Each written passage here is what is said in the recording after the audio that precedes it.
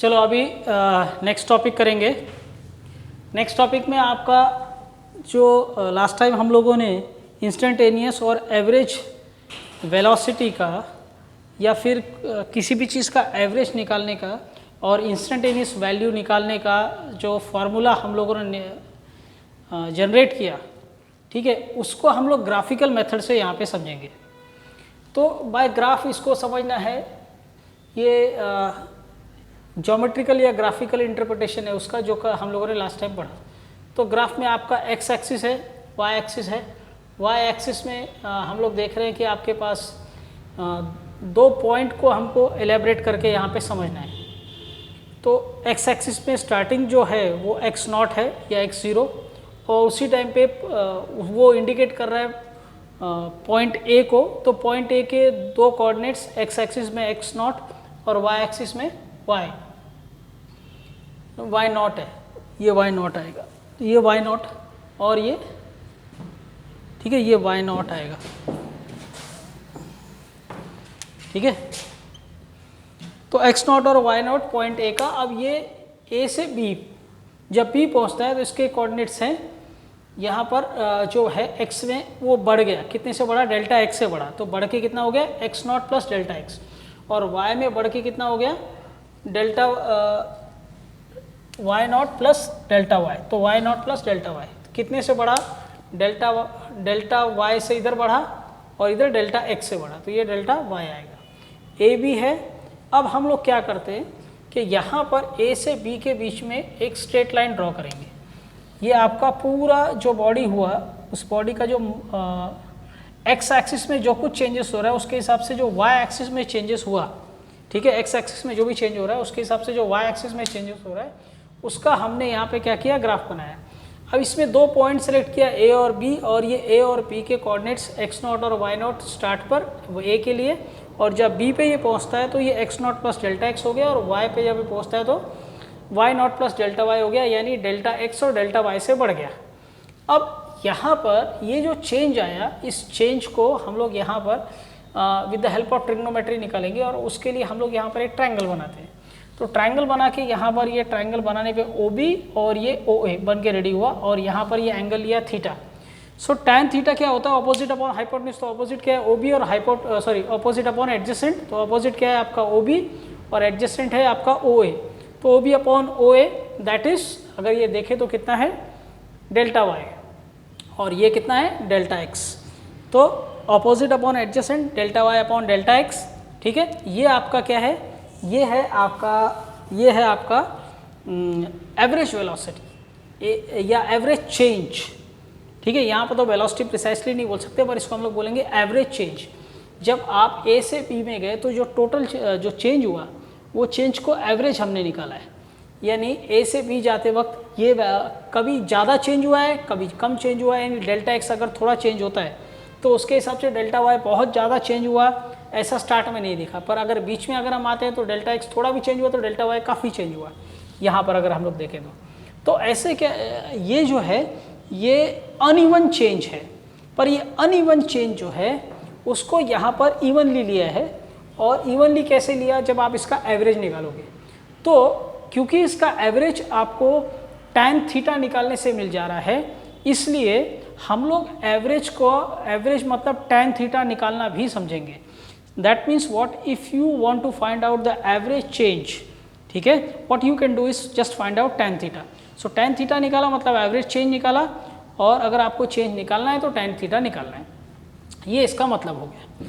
अब अगर इसी चीज़ को हम लोग इंस्टेंटेनियसली निकालें तो ये वापस से एक्स एक्सिस, ये वापस से वाई एक्सिस, इंस्टेंटेनियसली, यानी ए और बी फॉर एग्जांपल अगर इसमें हमको समझना है तो, बाकी ये और वो अलग ग्राफ है, पर अगर इसमें समझना है तो यहाँ पे जो चेंज हो रहा है किसी एक पॉइंट पर आपको निकालना है, किसी एक पॉइंट पर अगर हमको निकालना है तो क्या रहेगा, तो ये एक पर्टिकुलर पॉइंट है, इस पॉइंट पर हमको चेंज निकालना है। तो उस चीज़ को हमने यहाँ पर इस डायग्राम में समझा है।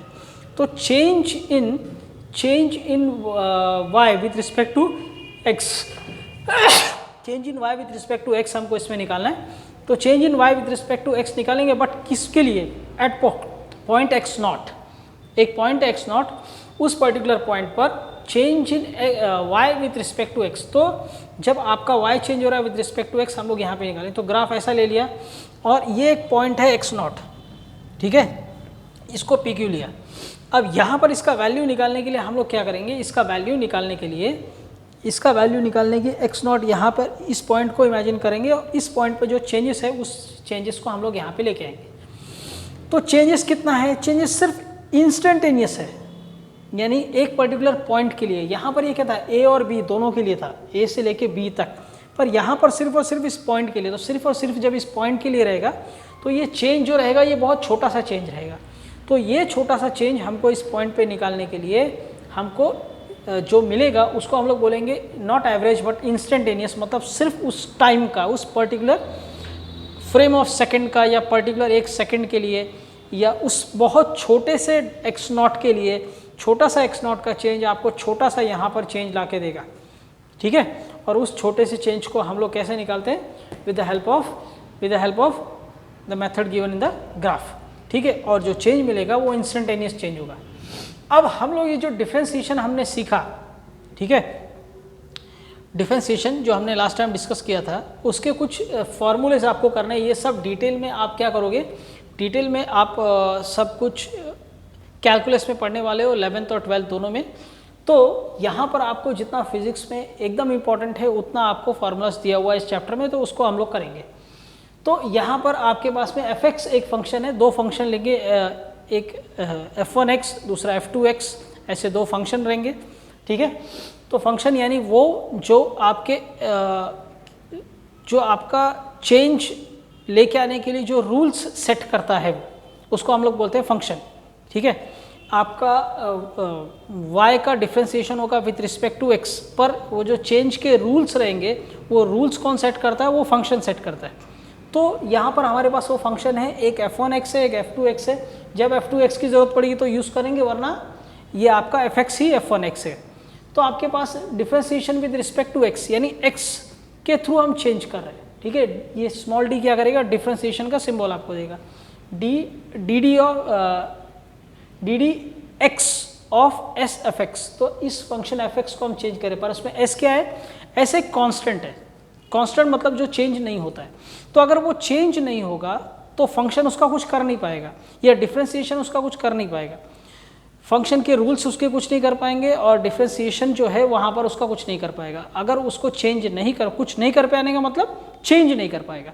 वो कांस्टेंट है, वो चेंज होता ही नहीं है, तो उसको डिफरेंशिएशन के बाहर रखना है। तो डिफरेंशिएशन के बाहर हो जाएगा, तो आपके पास बचेगा क्या, ddx ऑफ fx, ठीक है, ddx ऑफ fx। अब आपके पास अगर दो फंक्शन हैं और वो दोनों आपस में ऐड हो रहे हैं, f1x प्लस f2x, तो इसको अलग अलग डिफरेंशिएट करोगे, बस उसको क्या किया, बाइफरकेट करके अलग कर दिया, ठीक है। फिर अगर ये दोनों मल्टीप्लाई हो रहे हैं तो चेन रूल या प्रोडक्ट रूल जो लगता है वो यहाँ पे लगेगा। अब इसमें क्या है कि फर्स्ट वाले को आप साइड में करोगे और सेकंड को डिफरेंशिएट करोगे, ठीक है। और फिर क्या करोगे, सेकंड को आप साइड में करके फर्स्ट को डिफरेंशिएट करोगे। तो आपका एक बार फर्स्ट को डिफरेंशिएट करना है, सेकंड को वैसे ही छोड़ना है, फिर सेकंड को डिफरेंशिएट करना है, फर्स्ट को वैसे छोड़ना है, बीच में आपका प्लस साइन आएगा। These are the standard formulas जो आपको वैसे का वैसे प्रिपेयर करना है, ठीक है। अब ये फार्मूले कैसे आए, ये आप मैथ्स में जब कैलकुलेट करोगे डिटेल में तो आप सीखोगे कि फार्मूले ऐसे कैसे मिले, ठीक है। तो इसका डेरिवेशन भी आपको वहाँ पे मिल सकता है। नाउ ddx, अब अगर ये डिवाइड हो रहे हैं तो क्या होगा, डिवाइड के बाद में, डिवाइड के केस में 1/f2x ddx ऑफ f1x, ठीक है, माइनस यहाँ पर सेकेंड को डिफरेंशिएट करना है और फार्मूले में f1x divide by f2 square x। तो क्या हो रहा है आपका 1/f2 वैसे ही आएगा और f1 को आपने डिफरेंशिएट किया फर्स्ट टाइम, सेकेंड टाइम पे f2 को डिफरेंशिएट करोगे और यहाँ पर आएगा f1x divide by f2 square x, बीच में माइनस है, ठीक है। अब यहाँ पर आपका देखो डिफरेंशिएट, ध्यान देना है कि यहाँ पे डिफरेंशिएट जिससे कर रहे हो वो चेंज हो गया। तो सपोज कि ये जिससे डिफरेंशिएट कर रहे हैं वो t है, t यानी टाइम, ठीक है, और ये fx है। तो अब तक हमने क्या पढ़ा कि differentiating a function in which the variable is x, और जिससे डिफरेंशिएट कर रहे हैं वो भी x है, जो डिफरेंशिएट हो रहा है वो भी x है। इसमें सब में वही हुआ ना, फंक्शन के अंदर क्या है, x है जो डिफरेंशिएट हो रहा है, यानी चेंज हो रहा है, ठीक है। और जो कर रहा है वो भी क्या है, विद रिस्पेक्ट टू एक्स ही हो रहा है। तो यहाँ पर हम क्या देखेंगे, यहाँ पे हम देखेंगे कि हम डिफ्रेंशिएट दूसरे से कर रहे हैं यानी टी से। तो एफ एक्स, तो ये क्या होगा d D x of F x, तो d D x of F x यहाँ पे आ गया और d x by d t आएगा इसमें। ठीक है, इसको क्या करेंगे d x by d t, तो इसको टाइम से डिफ्रेंशिएट करेंगे d x by d t और d D x of F x आएगा। तो d D x of F x और d x by d T. अब यहाँ पर D D x of F G x function यहाँ पे और यहाँ पे क्या आएगा जी एक्स। अब जब यहाँ पे जी एक्स आप लोगे तो क्या चेंजेस आता है वो देखो। यहाँ पर एक्स से डिफ्रेंशिएट कर रहे हैं पर यहाँ पर फंक्शन है और यहाँ पर जी एक्स भी है, लेकिन इसका डिफ्रेंशिएशन इतने का एफ जी एक्स, ठीक है एफ जी एक्स, इसको करेंगे तो हमको मिलेगा एफ डैश जी एक्स, ठीक है इनटू जी डैश एक्स। अब ये सब कैसा है, ये सब आपको ऐसे ही ओरली अभी लेना पड़ रहा है तो कुछ समझ में थोड़ा कम आ सकता है, पर जब इसको आप सम्स करोगे तो आपको आराम से समझ में आएगा। जब इस पर हम लोग सम्स करते हैं तो where f dash g x x is what differentiation of f with respect to g. ठीक है, ये क्या है, इसका मतलब क्या है, इसका मतलब ये है कि आप f को डिफ्रेंशिएट कर रहे हो विथ रिस्पेक्ट टू g, क्योंकि ये आपको करना पड़ेगा इसमें। ठीक है, हमको ओरिजिनल डिफ्रेंशिएशन किससे करना है, x से करना है, लेकिन ओरिजिनल डिफ्रेंशिएशन करने से पहले ये पूरे टर्म को तो डिफ्रेंशिएट करना पड़ेगा ना, और तब उसके अंदर के x को हम लोग डिफ्रेंशिएट कर सकते हैं। तो हमको जिसके साथ में x है उसके साथ में तो इसका डिफ्रेंशिएशन इजीली पॉसिबल है, D D x of G X, ये हमने किया है। ठीक है, ये D D x of G X ऐसा ही है जैसे D D x of F X. ठीक है, तो वो पॉसिबल है, लेकिन बीच में एक एफ है तो ये पूरे को भी डिफ्रेंशिएट करना पड़ेगा। तो जब पूरे को डिफ्रेंशिएट करोगे तो वो ये रहेगा एफ डैश जी एक्स, और फिर जी एक्स को वापस से डिफ्रेंशिएट किया तो ये क्या हो गया जी डैश एक्स। ठीक है, ये फंक्शंस का डिफ्रेंशिएशन है, ये फॉर्मूले हैं एक तरह से समझो, जिसका एक्सप्लेनेशन आपको नहीं है, आपको ऐसे का ऐसे याद करना है, तो इसमें ज़्यादा टेंशन लेने की ज़रूरत नहीं है। ये फॉर्मूले का इंटरप्रिटेशन डिटेलिंग में आपको कैलकुलस में मैथ्स में सिखाया जाएगा, तब आपको इसको ज़्यादा समझ में आएगा कि फॉर्मूले आए कैसे। ठीक है, जैसे हमने पढ़ा है sine theta is opposite upon hypotenuse, तो ऑपोजिट अपॉन हाइपोटेन्यूज आपको जब ट्रायंगल में समझाते हैं तो ज़्यादा समझ में आता है, पर ऐसे ही बोलेंगे कि ऑपोजिट अपॉन हाइपोटेन्यूज याद करो तो नहीं समझ में आता है। तो वो जो समझाने वाला काम है वो समझाने वाला काम आपको मैथ्स में कैलकुलस के पार्ट में करेंगे। अब वैसे ही कुछ फॉर्मूले और हैं, जब देखो differentiation of X raise to N, यानी कोई किसी को आप डिफ्रेंशिएट कर रहे हो उसके ऊपर पावर है X square X cube X raise to 4 5 10 -10, तो इसका फॉर्मूला क्या होगा, यहाँ पर जो नंबर है उस नंबर को आप लिखोगे पहले और उसमें से पावर में 1 माइनस हो जाएगा। जैसे समझो कि अगर यहाँ पे 10 होता तो इसका आंसर आता 10 एक्स रेस टू 10 - 1 9 ऐसे होता। ठीक है, differentiation of E raise to x ही आएगा, नो प्रॉब्लम, वैसे का वैसे ले लो। Differentiation of E raise to A x, तो ई रेस टू एक्स का अभी हमने पढ़ा क्या है, सीधा ई रेस टू एक्स, तो यहाँ पर इसको जब डिफ्रेंशिएट करोगे तो e raise to A x वैसे का वैसे आएगा जैसे यहाँ पे आया। ठीक है, पर यहाँ पर ये क्या है ए एक्स है, तो ए एक्स को वापस से डिफ्रेंशिएट करोगे, पर ए क्या है कांस्टेंट है इसलिए बाहर आ जाएगा। ठीक है, तो आपको डिफ्रेंशिएशन ये कैसे मिला, D D x of E raise to A X. ठीक है, तो आपको ई का डिफ्रेंशिएशन मालूम है, सीधे ई रेस टू एक्स होता है, तो आपका आंसर इधर आ जाएगा ई रेस टू ए एक्स, पर इसको वापस से डिफ्रेंशिएट करना पड़ेगा ए एक्स को। ठीक है, तो ए क्या है कांस्टेंट है, वो बाहर आ जाएगा, और फिर करोगे क्या, करोगे डी एक्स ऑफ एक्स, तो डी एक्स ऑफ एक्स क्या होता है 1, तो इसका आंसर 1 आ जाएगा, तो बचेगा क्या ए ई रेस टू ई एक्स, और वही डायरेक्ट यहाँ पे लिखा हुआ है। ठीक है, क्या है D D x of E raise to X किया, यानी इस फॉर्मूले को देखो आप, तो ये फॉर्मूले में क्या हो गया, सीधे के सीधे क्या आता है, जो क्वेश्चन था वही आंसर है, तो वही लिख दिया ई रेस टू ए एक्स, पर इसमें ए एक कांस्टेंट और है, तो इतने को आपको वापस डिफ्रेंशिएट करना पड़ेगा।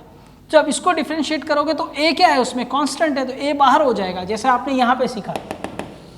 ठीक है, बचा हुआ x को डिफ्रेंशिएट करोगे तो dx बाई डी एक्स 1 हो जाएगा, तो बचेगा क्या e raise to A x into a. ठीक है, ऐसे ही फॉर्मूला है, sec x को डिफ्रेंशिएट करोगे तो sec x tan x, इसको अभी रट्टा ही मारो, ठीक है। जब आप कैलकुलेट करोगे तो डिटेल में समझ में आएगा ये ऐसा क्यों है। D D x of cos X क्या है, minus cos X cot X, ठीक है। ये फॉर्मूले हैं, आपको वैसे ही याद करने। लॉग एक्स का क्या होता है 1/x, साइन एक्स का कॉस एक्स का माइनस साइन एक्स, ठीक है। tan x का sec स्क्वायर एक्स और cot x का minus cosec square X. You have to remember this formula as it is, ठीक है। आप इसको ऐसे का ऐसे याद करो and nothing to worry about. ये sec x का क्या है, sec x tan x, cos x का minus cosec x cot x, ठीक है। So remember all the formulas, memorize it. These are formulas which you are supposed to memorize. You can't do much about it, ठीक है। The detail you will get in your calculus maths part. So nothing to worry about this. We'll stop this lecture over here and we'll start with the sums on this particular topic later, ठीक है।